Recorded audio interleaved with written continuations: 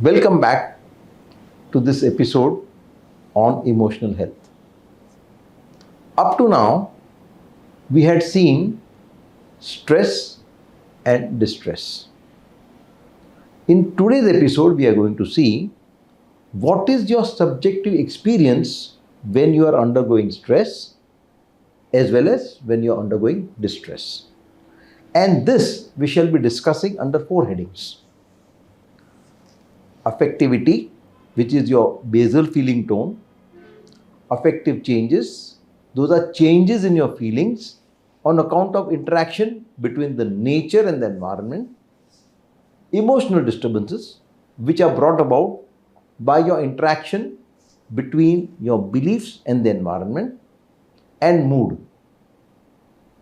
Mood is nothing but a sustained state of emotional disturbance. Like many times in the office, your colleague may warn you, don't go into the boss's cabin. He's in a bad mood. He might have had an interaction with his wife at home and now have come in the bad mood to the office. We'll dispense that here and deal with the other three subjects one by one. So affectivity is your basal feeling tone, how you feel even without the interaction with the environment. And there are three types of affectivities: hypomanic, melancholic, and cyclothymic. So what is hypomanic affectivity? In this, the person is very jovial, very flamboyant.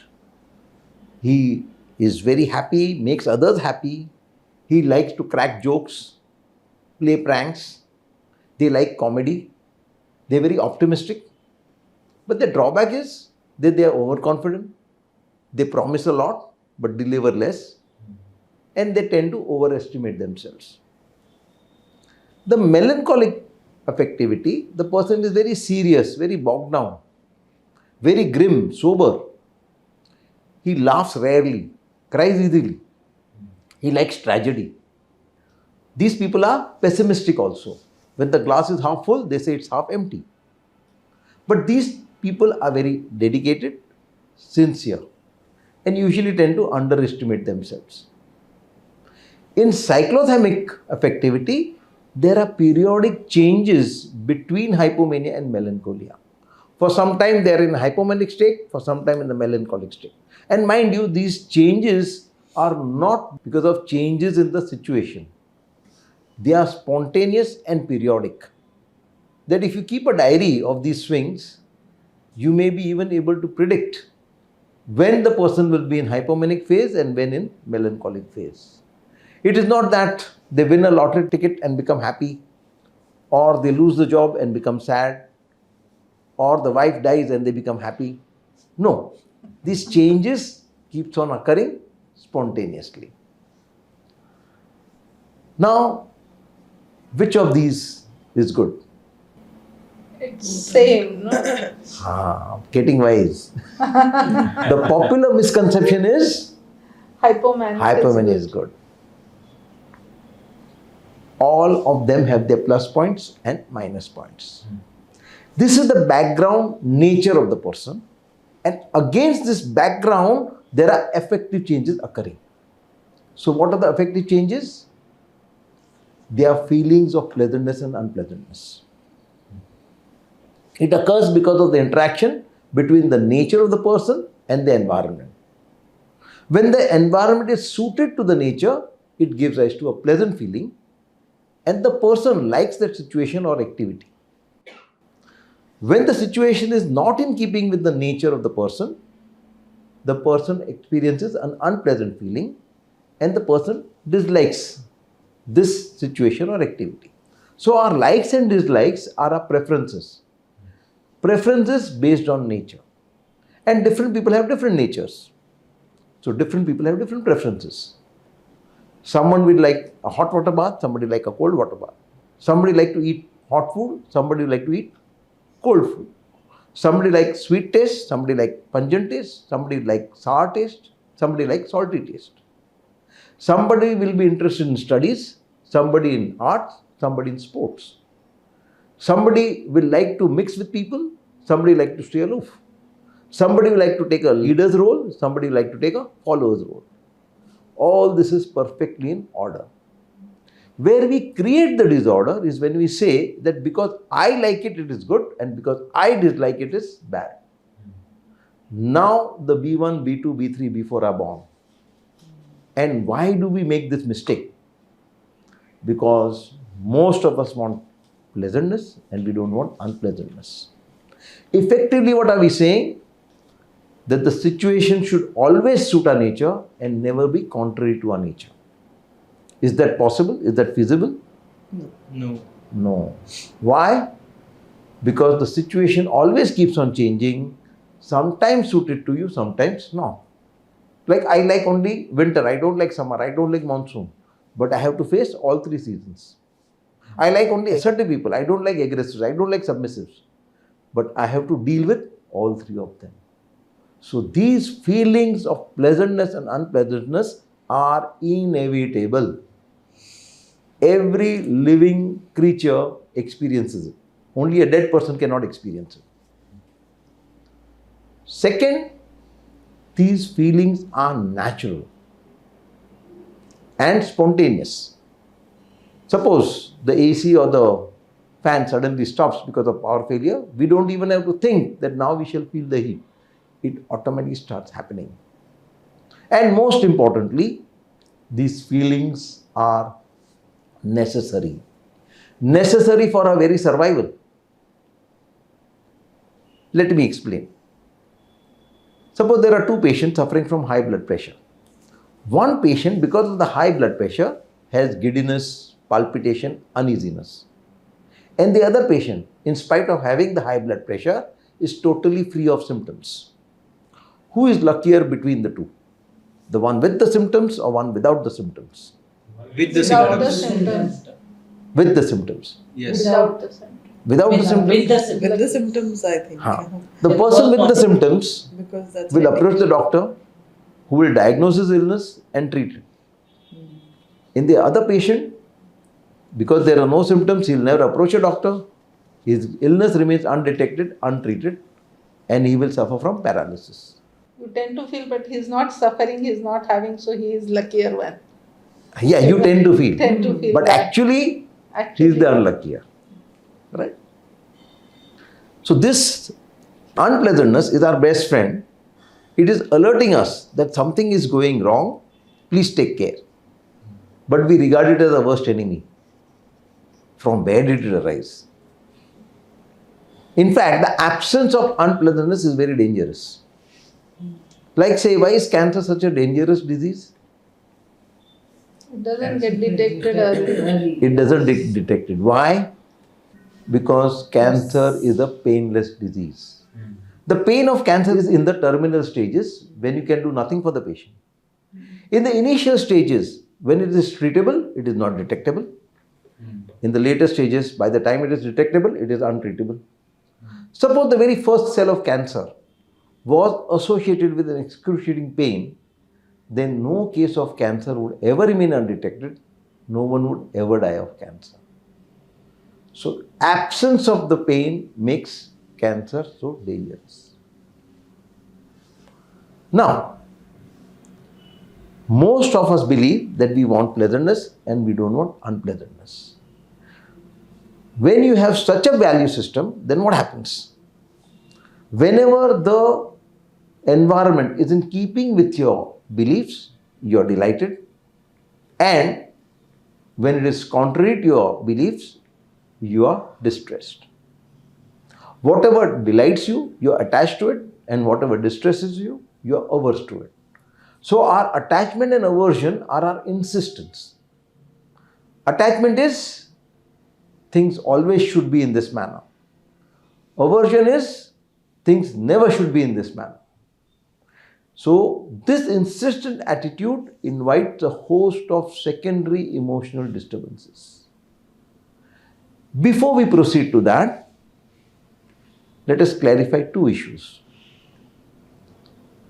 The feelings of pleasantness and unpleasantness and emotions of delight and distress. They are not one and the same. but we mistakenly believe them to be one and the same. Why? Because most of the time our beliefs center around our own nature. So what suits the nature also suits the belief. And that's why pleasantness and delight occur together. And that's why we believe them to be one and the same thing. Similarly, what doesn't suit the nature also doesn't suit the belief. So, discomfort or unpleasantness and distress occur together. And that's why we confuse between the two. Let me give you a couple of examples where there is an inverse relationship between beliefs and nature. In that, what will happen? Pleasantness is accompanied not with delight but by distress, and unpleasantness is accompanied not with distress but with delight. For instance, starvation is a very unpleasant experience. But there are many people who undertake voluntary fast for religious purpose or political reasons. Are they unhappy about it? No. Let me give another example. A client of mine used to like watching TV and reading newspapers. But his father had told him that these are wasteful activities and you must not indulge in them. So, obeying the father, he would avoid watching TV. But what would happen? That he has gone out, come back home, and going through the drawing room to his own room. And in the drawing room, the sister has put on the TV and watching it. Because he likes it, his legs are automatically drawn towards it. But he's not enjoying it. He's feeling guilty. And the guilt increases if the father happens to come on the scene. So, feelings and emotions are two different experiential states. Feelings are natural, necessary, inevitable, and spontaneous. Emotions are not natural. They are based on acquired beliefs. These are not helpful. On the contrary, they are harmful. What harm it causes, we have already seen. They are not inevitable. They can be removed if you change from unrealistic belief to realistic beliefs. I have to say here is you are saying feelings and emotional disturbances are different. So emotional disturbances you have mentioned like anger, depression, anxiety, all these are emotional disturbances. So in that way, what are the different types of feelings? There are only two types, pleasantness and unpleasantness. Only two are Only there. two. And what you just mentioned are secondary emotions. The primary emotions are the delight and distress. Okay. The secondary emotions occur because of the insistent attitude. Okay. Say whatever you are attached to, you want it. And that constitutes your desires. That object of desire may be anything. For a student, it may be good marks. For a person in service, maybe promotion or hike in salary. For a businessman, maybe huge profits. For somebody madly in love, wanting to marry the beloved. Whatever be the object of desire, we want it. Now suppose we get what we want. What is the reaction? Feel happy. We feel happy, you are joyous. Now, you possess what you want. Then you feel pride.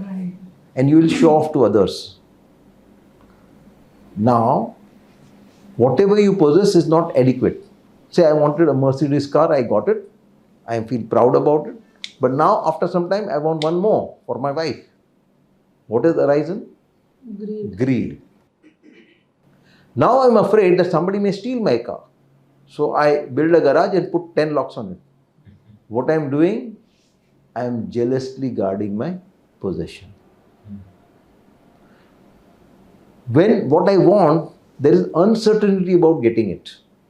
Like say, the students have appeared for exam, not sure whether he'll pass. Or somebody has appeared for an interview, not sure whether he'll be selected. Or India is playing a cricket match, not sure whether it will win. What is the reaction? Anxiety. Anxiety, tension. Suppose you don't get what you want, or having got it, you lose it. Then what is the reaction? Disappointment, sadness, dejection. Suppose there is interference in getting what you want. Like you wanted the promotion, but your immediate boss is sending bad confidential reports about you, interfering with your promotion. What is the reaction? Anger. Anger. Suppose what you wanted, somebody else gets it. You wanted the promotion, but your colleague got it. Jealousy. Envy. Yeah. So, these secondary emotional reactions make a hell out of our life. Just as attachment causes these disturbances, aversion also produces the same reactions, but in the reverse order. For instance, you are averse to something, like an illness or a transfer order. Then your desire is to get rid of it. If you are able to get rid of it, you feel relieved, you feel happy, elated. If there is uncertainty of getting rid of it, there is anxiety. If you are unable to get rid of it, you feel sad. Somebody deliberately imposes on you, you feel angry. So, our attitudes of attachment and aversion based on our unrealistic beliefs produce a host of emotional reactions. If we don't want to suffer the effects of these emotional disturbances, we have to get rid of the root cause, namely our unrealistic beliefs, and change them to realistic beliefs. Then you are at peace. And now there is no insistent attitude, there is a neutral attitude. Neutral to success and failure, neutral to gain and loss, neutral to praise and criticism, neutral to health and ill health.